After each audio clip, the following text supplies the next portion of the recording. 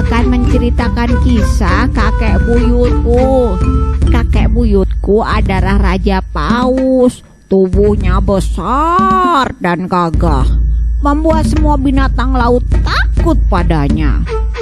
Pada suatu hari, ia tidur di dasar samudra yang gelap dan dalam. Tanpa sebab, tubuhnya terangkat ke permukaan.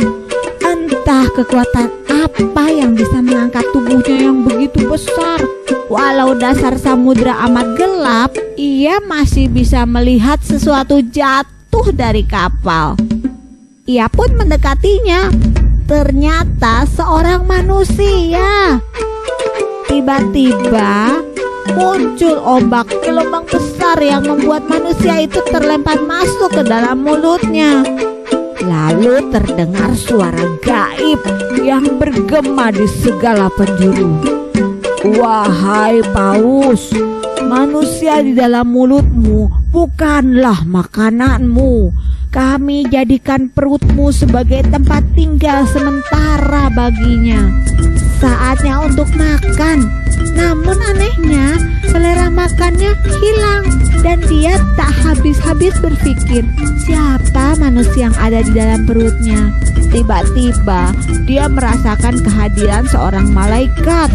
Setelah mengucapkan salam, kakek buyutku bertanya kepada malaikat, "Wahai malaikat yang mulia, apakah engkau tahu siapa manusia di dalam perutku?" "Ia adalah Nabi Yunus. Ia meninggalkan kaumnya yang tidak mau menerima seruannya. Beliau naik kapal bermuatan penuh. Agar kapal tidak tenggelam, penumpang harus dikurangi. Setelah diadakan undian, Nabi Yunuslah yang harus turun dari kapal. Perutmu adalah tempat tinggal sementara baginya." Lalu malaikat itu pergi meninggalkan kakek buyutku. Kakek buyutku melihat tubuhnya bercahaya. Setiap kali Nabi Yunus bertasbih, "Tidak ada Tuhan selain Allah. Maha suci Engkau. Sesungguhnya aku termasuk orang-orang yang zalim."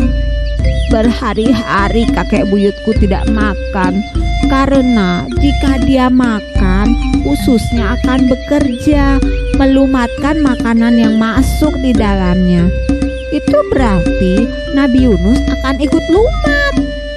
Tapi akhirnya ia tidak tahan lagi.